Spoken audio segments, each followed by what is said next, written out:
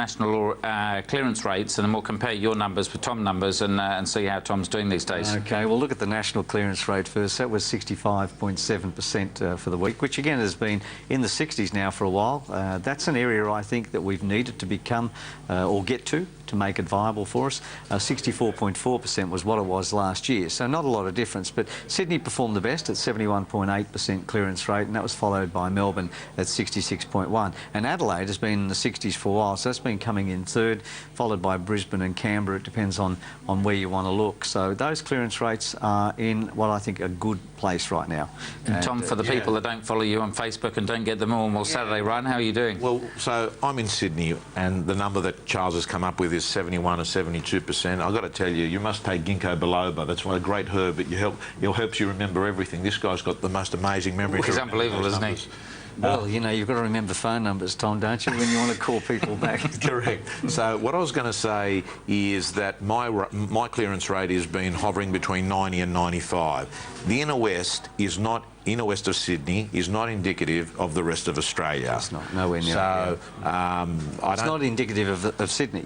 Yeah. Either. So that's the important thing. Tom is a senior top auctioneer.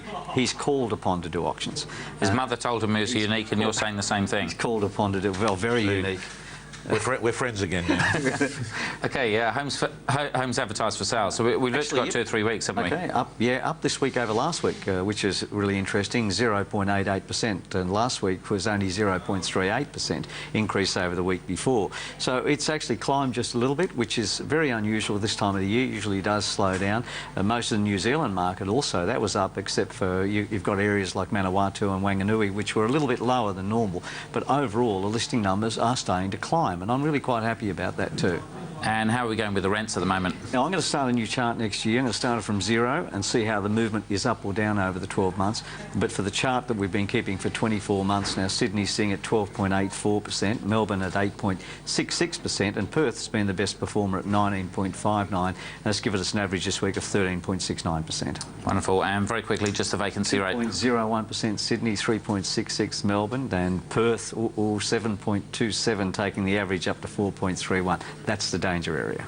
Wonderful. Charles Tarbey from Century 21, Tom Paris from News Limited, my 2 favourite guests. Good to see you guys. Thank you. Thanks for joining us on the show as well. Until next week, I'm Chris Gray. Good night. The information featured in this program is